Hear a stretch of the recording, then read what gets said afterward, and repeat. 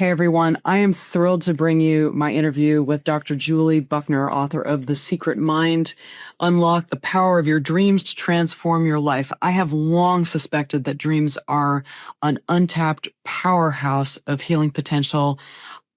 Personally, I'm already finding results from Bonnie's work, and I am so excited to bring you this interview.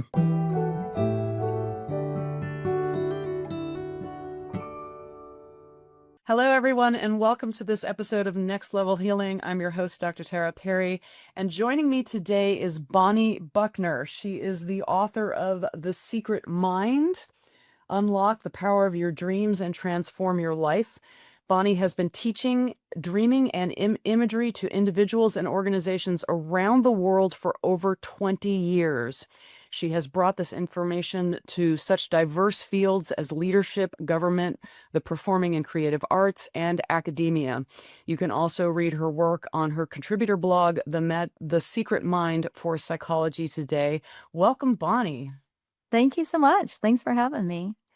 I have so long thought that we are not tapping into all the magic that dreams have to offer, and we know so little about dreams, especially in our day-to-day life, in our cultures, at least in the Western cultures. Why is understanding dreaming so vital to us? Well, dreaming has so many benefits, but really, just to say, I've been really excited to talk to you because you're an acupuncturist and you know about energy blocks. And what dreaming is the images of our experience. So it's telling us where we're blocked in our physical body, in our mental body, our emotional body, our spiritual body. There's 4 different bodies. It's all one body, but it's, a way to parse that and think about that.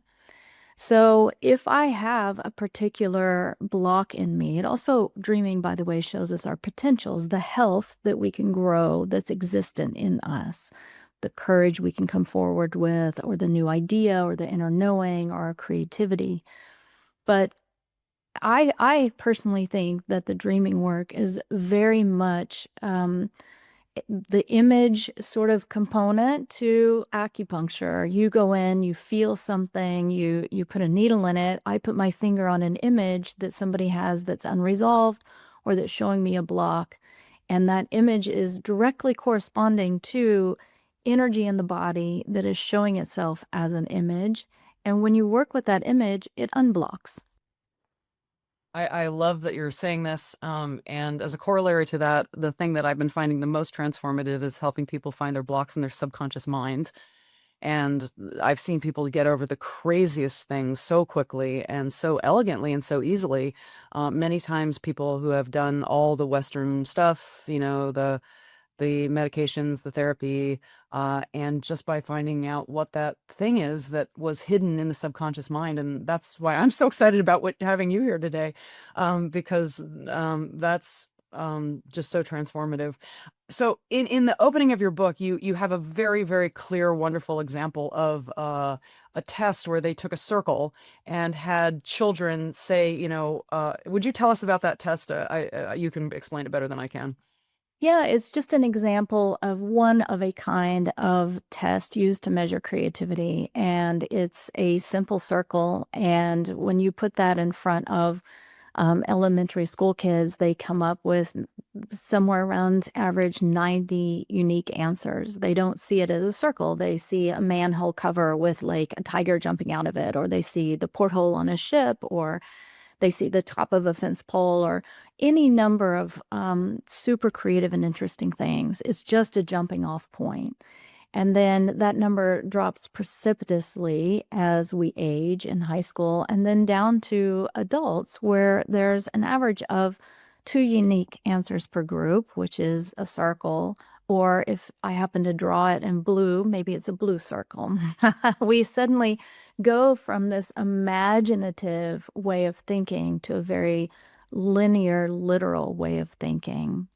And the problem with that is healing requires our imagination. It requires us to see what life being whole and healed might be like, or how we might be able to move forward into new ways of being, among many other things. Hey guys, studies are showing that 68% of people that watch podcasts regularly don't click the subscribe button. Do me a huge favor. If you like this content, click subscribe so other people know where to go for the cool stuff. Thank you. And I love the real world concrete reasons why you say that this is so important. I mean, the WEF said it was one of the top 2 most important skills in life. IBM and Adobe also listed as a leading skill, and how many employers are looking for this but are having such difficulty finding it. These are real world solutions to our 3D problems.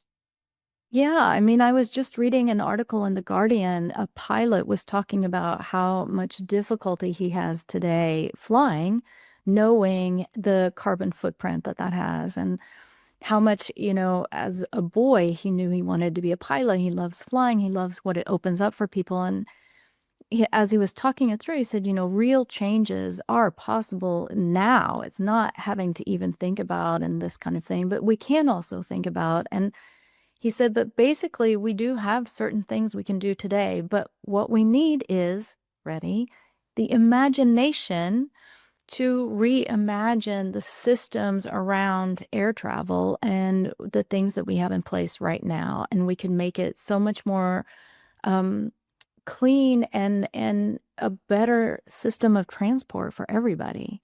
Everything comes down to imagination. Can I see something different than the way it's been seen up until now? And what exactly is dreaming? Can you tell us what is dreaming? Yeah, so dreaming is several different things, and one of it is a mode of cognition. So we think that we think in words, and that's the adult literal way of thinking. But we also think in images, and we think in images first. So our executive network of neural processing uses verbal linear thinking. But our default network, which is default, that's what we default to, and it comes first, uses images, emotions, inner understandings, intuitions. It all comes from there. And that's what's active when we're dreaming. It's also active, we call the same thing, daydreaming. So it's when we're awake, but we kind of lapse into non-directed thought. To take that a step further, why images? Why does that cognition think in images? So images, there's 2 pre-verbal, precognitive languages, and that's music and image. So we're starting to really get that on a very common level. We send each other emojis and, we talk to children, we draw things. We say, can you draw how you're feeling right now? That's one way to work with young people. So people understand images, and that image is a very holistic way of understand something. A picture is worth 1,000 words. It takes 1,000 words in a linear way to describe it. But inside ourselves, we have very large holistic understandings of things that are abstract. How do I tell you that I'm at a place in my life right now that I really feel like I can move forward and make some big changes? That just took me a lot to say. But I might have an image of a butterfly starting to break out of a cocoon. I get the whole thing just seeing that image. So all of the energies in our body form images, and those images help us to kind of see it back because that's abstract, what I said. But the image is sort of me looking in a mirror and saying, oh, yeah, that's where I am right now in my life. And then I can articulate that to myself and to others and begin that meaning-making process and then move it into action. I love to cite that the conscious mind is processing about 40 bits of information per second. The subconscious mind is processing 40 million bits of information per second. So it's so clear that there's this powerhouse of energy that's available to us if we just know how to tap into it. What are some of the biggest misconceptions about dreaming? Well, the very biggest one that I get all the time is, well, I don't dream. And neuroscience has debunked that a million times over. Everybody dreams every night. And while there are, certain physical differences, like I said, we also daydream. We lapse into that imaginative thinking. And that's a very simple thing to explain to people. Like, pretty much everybody I've met has had a moment in the shower where, without thinking, suddenly, oh, that's a great idea, or that's the person I need to talk to. That's where it's coming from. It's coming from that default network that we've lapsed into. So the biggest sort of misconception is that we don't dream. We all do. We're all creative and imaginative human beings. It's part of our nature's gift, of our innate means for self-development and life.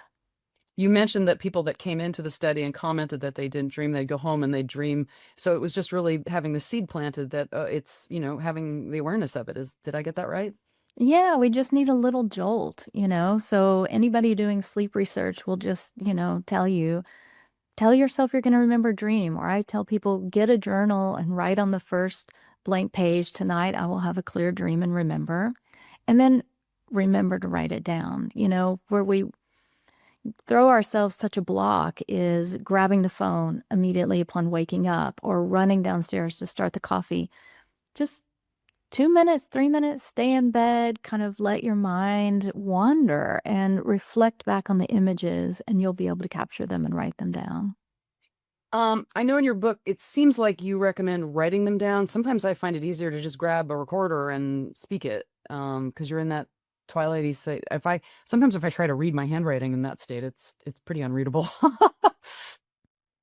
Yeah, I know. Everybody in the modern world wants to grab that phone, but the problem with that, it's twofold, really. I am already shifting into that executive network. When I'm fumbling for the phone, I have to open the app, and now my mind is going somewhere that's goal directed. So I might lose the threads of the dream. But the other thing, there's something very playful about our dreaming. It loves puns. It loves to randomly draw a picture sometimes, or to make pointed spelling errors or weird words. If we are writing it with our handwriting it, we do capture all of that. I've woken up before and looked back at a dream I wrote in the middle of the night, and I may have like sketched something, and I'm like, oh yeah, that thing. And it sparks a whole nother memory. That can't translate into a voice recorder. And if there's a word that gets purposefully misspelled, the voice recorder is going to spell it correctly. There's autocorrect. There's all these things that are going to take away from the fun and playfulness of dreaming, which is always trying to get our attention by jarring us out of the expected. You mentioned that there's 7 different types of dreams. Can you share those with our audience?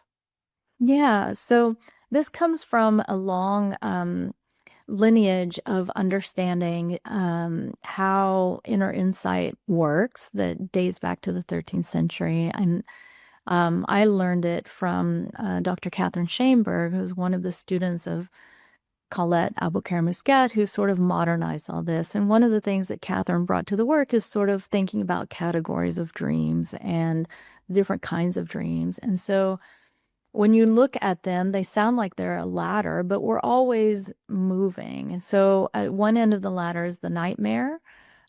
Sort of in the middle is a clear dream. And at the far end is a dream of union or light, or the great dream. So all of these have their correspondence in daily life. I may get in an argument with my partner and I'm going to have a nightmare, potentially. I may be asked by work to present on a topic that I really love. And I really love the topic. I'm a subject matter expert, but I don't feel good about presenting. So I might have a clear dream. Clear dream shows us both block and potential. And then maybe in waking time, I've had, the birth of a child or falling in love. And then I have the great dream or a dream of union. That's the very balanced and harmonious and all-filled experiences of our life. I love that you said in your book that nightmares are like first responders, because that, Yeah.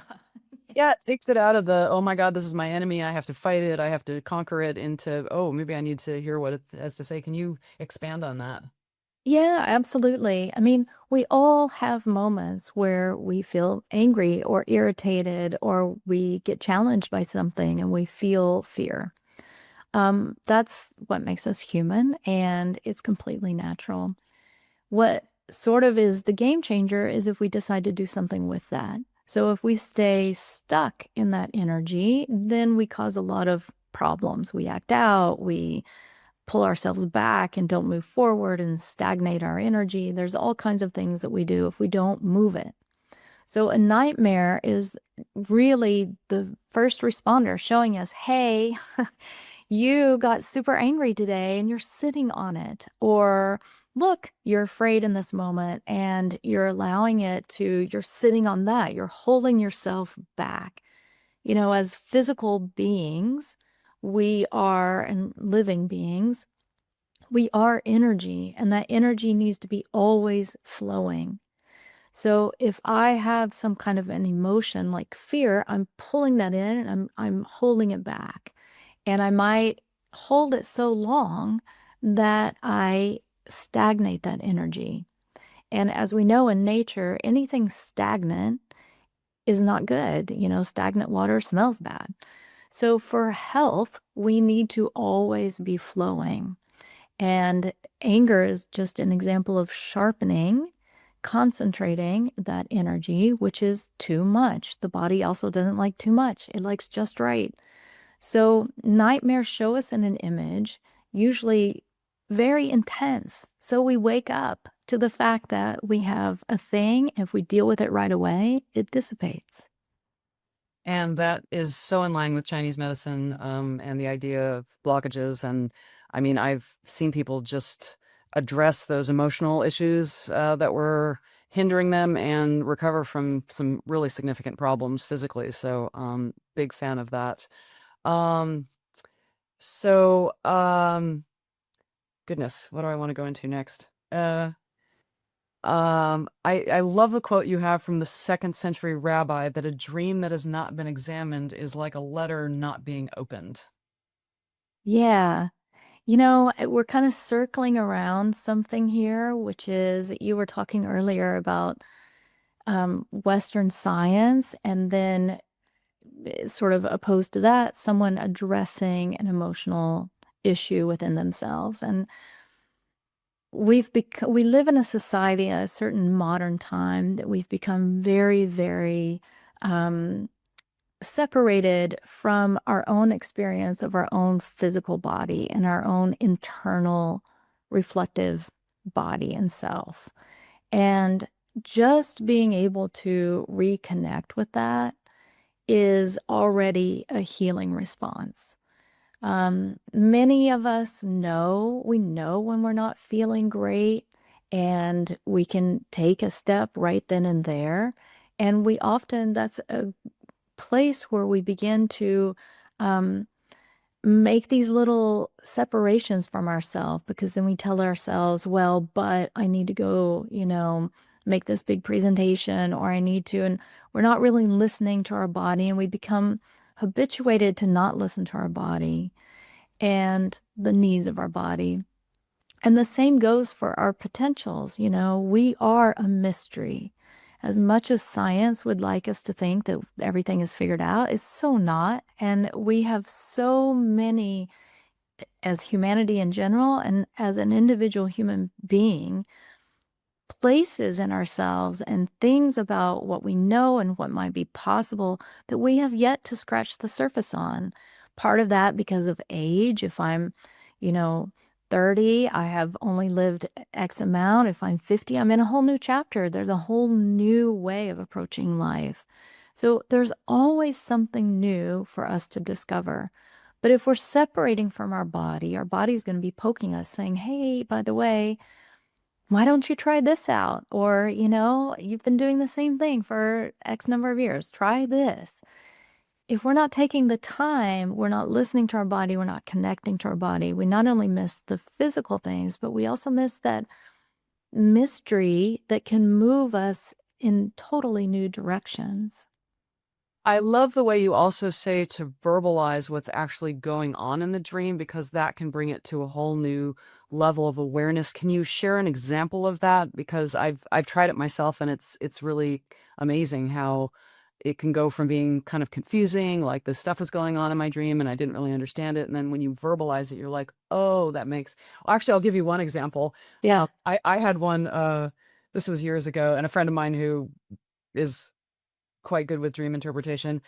I literally dreamed like there was this monkey on my back, and there was all this stuff going on, and I'm thinking this is the stupidest, weirdest thing ever, and she just said, "Tara, there's a monkey on your back," and all of a sudden I realized, oh yeah, that's a phrase, that's that's a thing that there's a meaning to that other than just the animal being on my back. It's a, it denotes carrying around a burden that is not something you need to, or something you should deal with, or pay attention to, or find out how to resolve.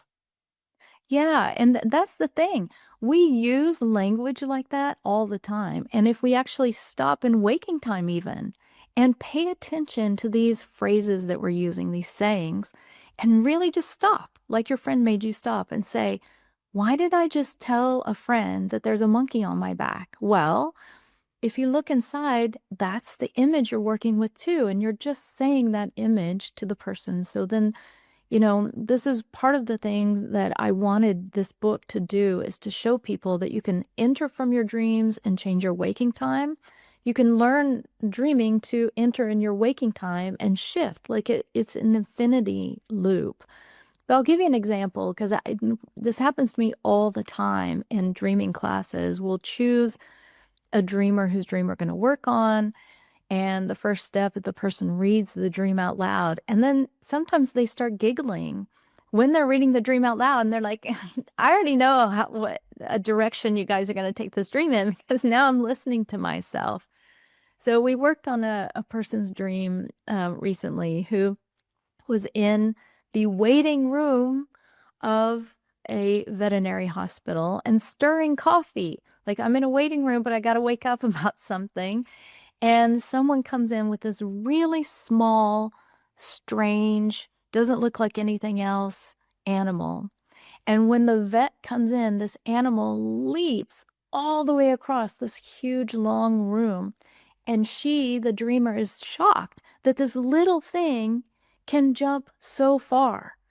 And so what had happened, this person had just launched a business, was having these feelings of like, it doesn't look like other businesses. I'm not sure. Is this really a good idea? And had kind of sat down in the waiting room, waiting to see, is this going to take charge or not?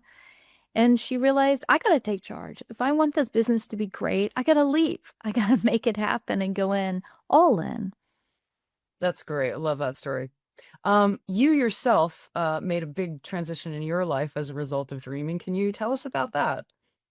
Yeah, so I moved to another country and I didn't expect to. And this is, an example of dreaming showing us a mystery of something inside of ourselves. I, for over a year, dreamed to go to France, and I had already sort of been having sort of a hankering to get closer to nature. I was living in LA and I didn't know what that was going to look like, or where. Is it a suburb? Is it moving to another state? And then all of a sudden, very surprisingly, I start getting go to France, go to France, go to France in all different ways, images and this and that and the other.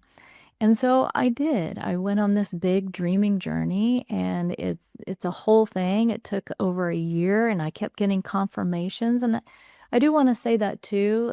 People will sometimes have a dream and they think, oh, this means all these things.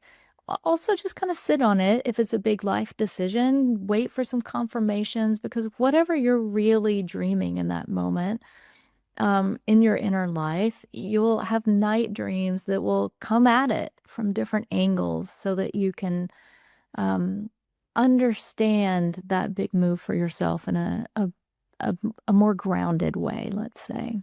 What were a couple of the images or experiences you had dreaming that said Francis for you?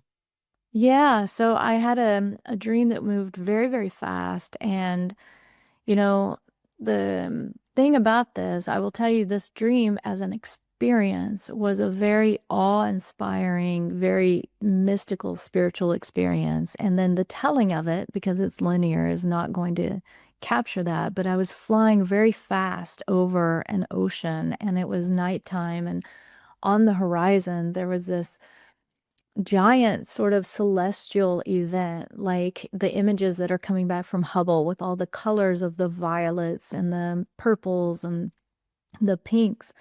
And it created these images of these little lions in a certain pose that I think of in like French coat of arms and also Peugeot, the French car. And it was that quick, and I see it, and it's just a very expanded experience in me as I'm flying and I'm seeing it, and all of the colors, and that's one of them. Fantastic. So, if one has repeated kind of stressful dreams, for example, I've found myself like needing to get to the airport for a flight, and I'm not sure what time the flight is. I'm not sure where it's going. I haven't packed. Yeah. There's this mad rush to get there, and I have no idea of any of the details. What might something like that mean? Yeah, so that kind of dream, so the dream I just told you about, the France dream, is harmonious. I said that it was a very mystical experience for me. The dream you're just saying is not complete. There's something that still needs to happen in this dream. The call has to get through, the flight has to be taken, the packing has to be done. Something has to happen. So if there's a something that has to happen in a dream, the way to turn that dream from unresolved to resolved is to just close your eyes and go back in and do the thing that needs to happen. Find a way to get to the airport counter, find a way, because all the tools we need are in our own imagination. And we have to go in spontaneously, not scripted. But the reason it's repeating is because it's waiting for that thing to be done, because that's going to change the energy. In the same way, I think, in acupuncture, I've only ever used an acupuncturist for the last 30 years as my primary medical care. As I understand that, if there is a symptom, it's going to repeat in a couple of different ways till I get in there and I fix the block. So by fixing the block, not the symptom, everything else, I have the energy back returned to me to then do what I need to do in waking time, to resolve whatever needs to be resolved in waking time. And you can fix it in the dream. I mean, when you relax and you connect mentally to the dream, you can fix in your dream rather than an analog in your actual waking life. It starts in the dream.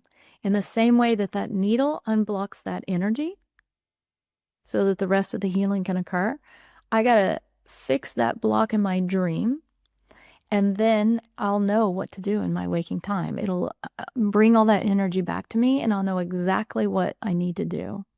Okay, now I want to ask you another one. Okay, go. I've been in an important situation and I either can't move, I need to run or something, and I just can't, I'm like weighted down, or I can't open my eyes and see. Okay, so let's take weighted down. Mhm. What's the opposite of weighted down? Not weighted down.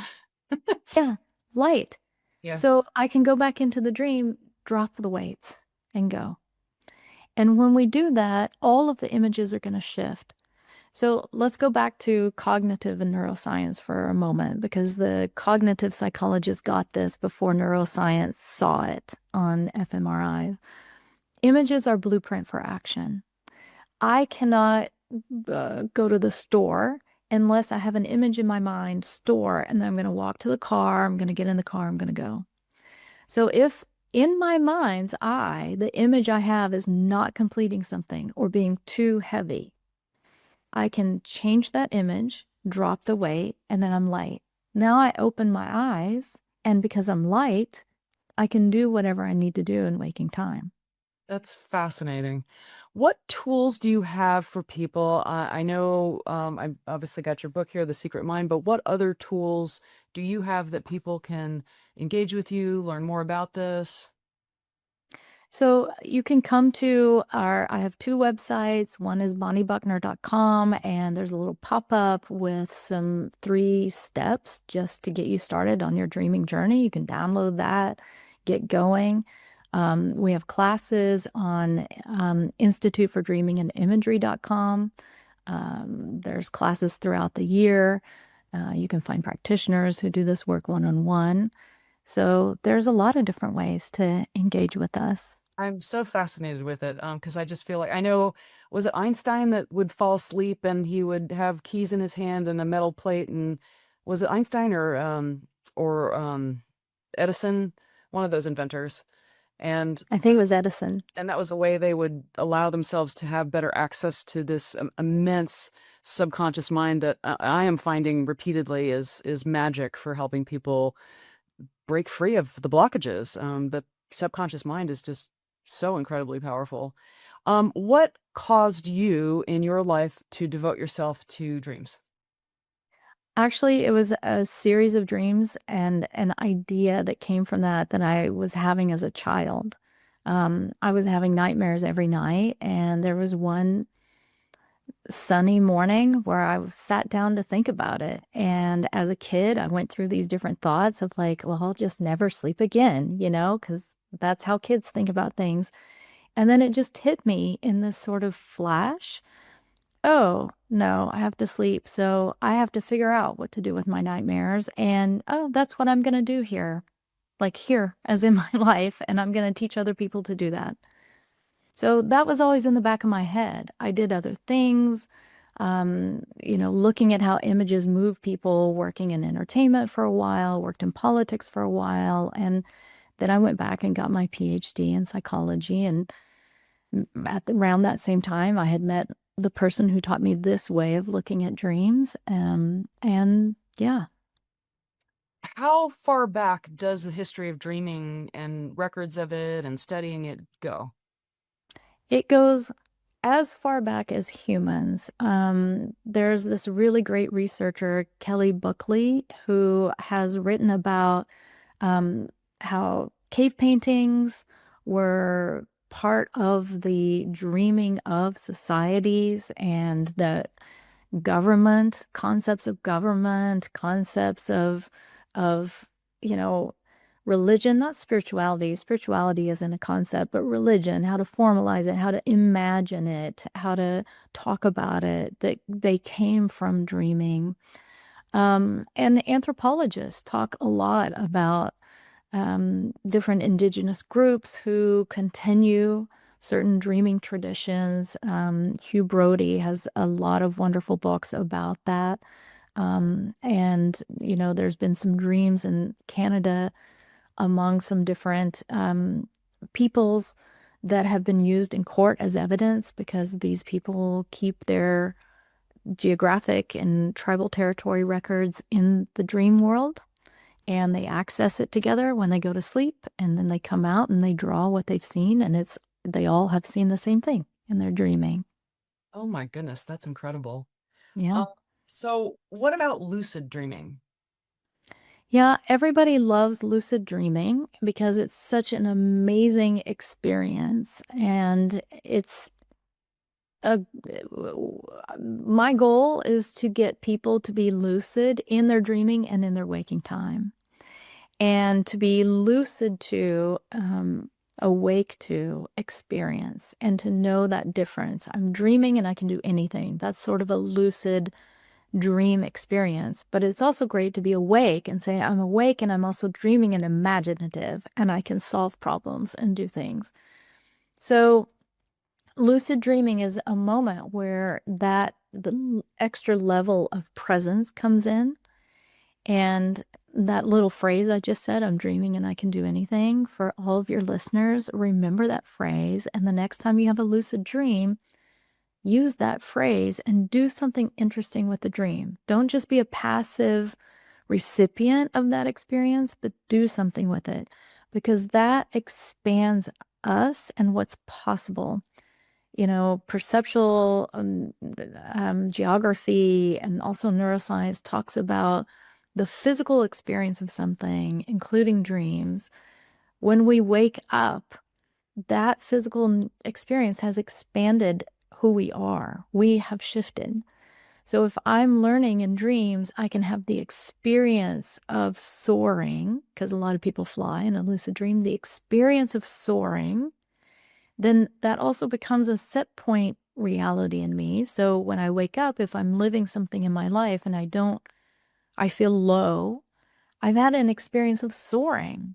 So now I can start to figure out, what do I need to do, shifts in my life to help me to soar, to go up to that next level or whatever that might be.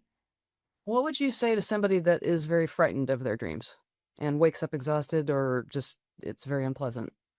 Yeah, I would say you have all the tools you need to shift that experience. And so frightened is usually a nightmare. And a lot of people don't like to talk about nightmares because they don't know they have those tools. And I think one of the most liberating things, which is another one of my goals of this book, is to show people you do. And if in a dream, for example, you're being chased by someone who is, this masked person chasing you down an alleyway, then you can go back into the dream and turn around and unmask them, and it will shift. You'll see what aspect of you is chasing you and what you need to do with it. What do you say to somebody regarding, I mean, can you die in a dream? Oh, sure. I died in a dream a couple of weeks ago. So dying in a dream is, we die to all kinds of things, right? So if we're single and then get married, we've just died to the experience of being a single person. Now we're a married person. If we become a mother, we've just died to the identity that we had before that, and now the identity is being a mother. So dying in dreams is a way of letting go of something and seeing, okay, there's a chapter that's finished, there's a new chapter that's opening. What are some of the most important changes that you've seen people make in their life as a result of doing this kind of work? Well, one of change is really important on the macro and the micro level. So on a micro level, I've seen people change their physical body and heal themselves. And in that can be very quiet. It can look quiet, even though it's a big thing. So it might be learning how to deal with a pattern of anger that keeps showing up in a dream, for example. On a big level, I've seen people suddenly have an insight and go, boom, change their entire career. All of these are very important, whether it's, changing the trajectory of your health to changing the trajectory of a career that's big and loud and everybody can see it. All of it's really important. What's the balance between good dreams and bad dreams that the average person has? I don't know. There's no balance. It kind of depends on life. We go through certain situations where we're super challenged. Maybe we're looking for a new job and we feel super challenged by that. We might have a lot of nightmares around that time, or clear dreams trying to like poke us and say, hey, you have a potential and you're not using it. Get it out there. And then we kind of sail in a couple of moments maybe in our life. And sometimes that period of, everything's going really great, we may not even dream a whole lot because things are kind of great. And then we hit a challenge and boom, whoa, I just had something I have to deal with in my dream. Do you think the nightmares that you had as a child was a way that your subconscious wanted you to open up to your awareness of dreaming, or did it have a different function for you? Yeah, I think yes. And I also think, kids have a lot of nightmares. I talk with a lot of parents. We have at my institute, we have a program for young dreamers. And if you think about it, we adultize everything. But if we step in the shoes of a little kid, just any emotion is so big, moves our body. How crazy it is that I can be mad at my brother and my heart is pounding. Like, that's so big. And now as adults, we've lived through it and we're like, and we just drive angry, or we don't give it it's not the big mind-blowing new experience that we have when we're kids and we're learning how to be embodied. So all of the things that we take as just normal as an adult is a big, big experience for kids. Even just size, I watch parents over the holidays. I was traveling and all these parents are bringing their kids, through crowds and traveling with kids. Like, everything's so big. The lights are big, the people are big. That's a lot for a little kid. So nightmares are kind of common. We're trying to figure it all out. And yeah, it's a lot. So, in a nutshell, what would you like to say to parents who have a child that's having nightmares? If you were to You encounter know, something that you'd like to communicate to them, what would that be? yeah, talk to them as a dreamer. So, like, one person had a dream that we worked with, a little person, that a big gorilla came stomping into school and upturned everybody's desks and beat on its chest. And, what does that gorilla want? What does that gorilla want to say? And just get into the dream with them. What would you like to teach the gorilla to do? Oh, put the desk back up and straighten the papers. All right, let's do that. It's very easy and kids get it, and kids really move fast. Adults ruminate, but kids don't. We've got a gorilla. I don't want the desk upturned, so I'm going to get the gorilla to help me put them right. And they're done. And then they go play. I love that. I love that. And the resource you have for parents with kids having dream issues is what? Yeah, you can just go to our website, Institute for Dreaming and Imagery.com, and we have, practitioners. Our director for the Dream World Kids program is Anna Novitska. She does private work. She teaches parents. She teaches programs and creates artistic programs as well to get kids and parents creating around dreams together. What is the trend that you've seen over maybe your career as to the interest in dreaming? People are always interested in dreams. And the thing that I'm seeing these days in the last maybe, I don't know, definitely 5 years, but it started earlier, people have become so statistics focused. Everybody wears a Fitbit or an Aura ring or whatever. And dreams will never be quantified in that way. And so either people have become dismissive because it's not quantifiable, or even more distance from it. Like, what does that mean? So I'm not going to talk about it. But yet everyone remains curious about it, because at some point or another, there's going to be a dream that has some kind of a, whoa, that surprised me in a good way, or whoa, that surprised me. I didn't realize, I could like yell at somebody like that in my dream. Am I like that in waking time, or whatever it is to make us curious about it? I agree with you about the numbers thing. I used to do a lot of functional blood tests for patients when I was in Southern California, and you get 14 pages of information, but it doesn't necessarily shift things as quickly as just getting the message about the anger or the fear or the conflict that hasn't been resolved. And again, I've just been so shocked as to how beneficial it is on so many levels, mentally, emotionally, physically, spiritually, to just get those blocks removed. And dreaming is such an exciting tool for that. If you were to go back and talk to 10-year-old Bonnie, what would you say to her?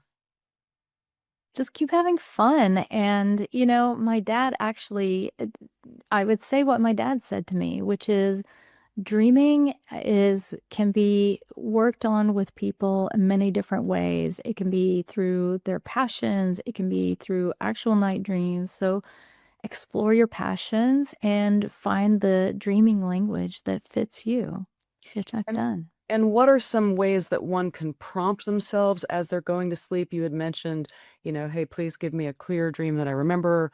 What are some other prompts that you can use to trigger something useful?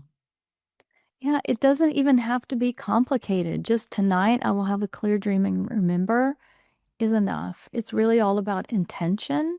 Yeah. So if I write that and I really don't have any feeling that I'm putting into it, I'm doing it just because someone told me to, it may or may not work. But if I really want to remember and I put that intention into it, I will. I love the saying that you have, what we are dreaming at night, we are living during the day. Yeah, and vice versa. I love the way your book ties those two worlds together. Can you just comment on how it's like we're always dreaming at some level, and it's just a different way where we're toggling back and forward between that executive center and the default network? Yeah, if I'm, again, like as an example, if I'm in the middle of an argument with my partner, I'm feeling anger and I've got this like whole physical thing going on, but I'm not paying attention to it because I'm paying attention to the words and what this person's saying and me saying, no, but listen to me and whatever is happening, in that argument. And then if I go to sleep, maybe to use the example of the young person, maybe I'm the gorilla. Now I'm dreaming there's a gorilla that's, throwing things around. And so that I can see, oh, whoa, I have this big energy. Because every aspect of the dream is an aspect of the dreamer. So then I can start to ask myself, okay, am I being a gorilla? Am I insistent on a certain point of view? Can I relax that point of view? Where have I? So then if I take that information and I wake up and I start saying, okay, it's possible that I'm a gorilla and I'm beating my chest and insisting on my point of view. Maybe my partner also has a point of view. If I relax and I listen, is there something of value? Can we come and meet in the middle again and, resolve this conflict? So that's one way. That is amazing. I love that. What else would you like to add? Is there anything else that you wish people knew about dreaming that we haven't talked about?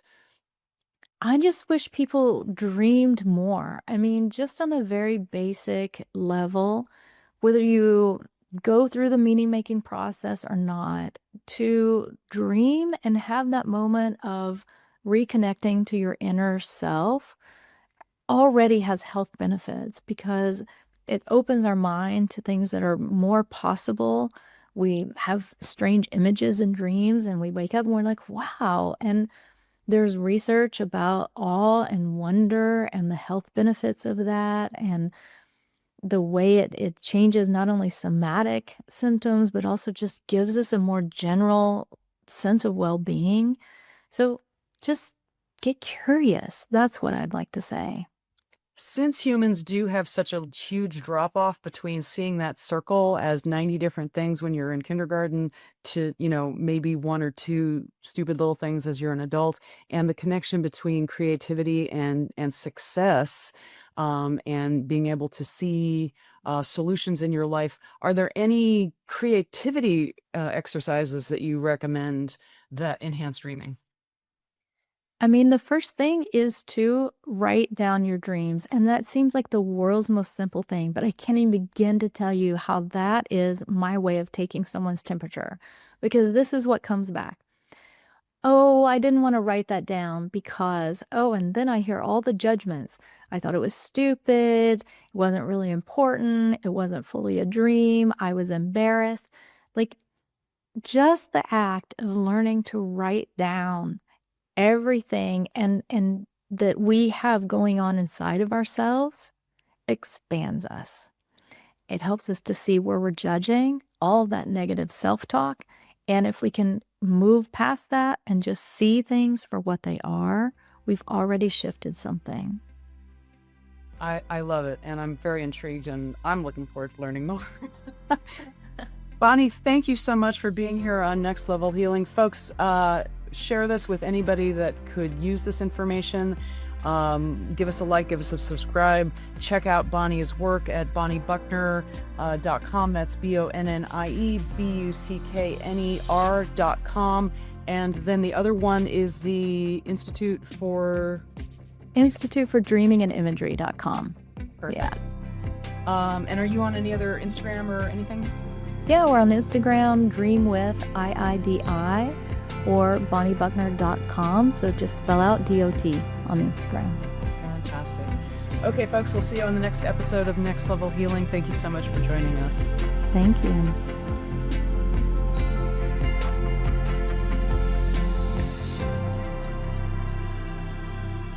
This podcast is intended for the purpose of providing information and education. It does not provide advice and is not meant to be used for any self-diagnosis or the replacement of any kind of licensed professional. The creators and individuals appearing here do not endorse any specific tests, positions, medications, products, or procedures. The views and opinions are expressed in this podcast are of the speakers and do not necessarily reflect the views or positions of any entities they represent.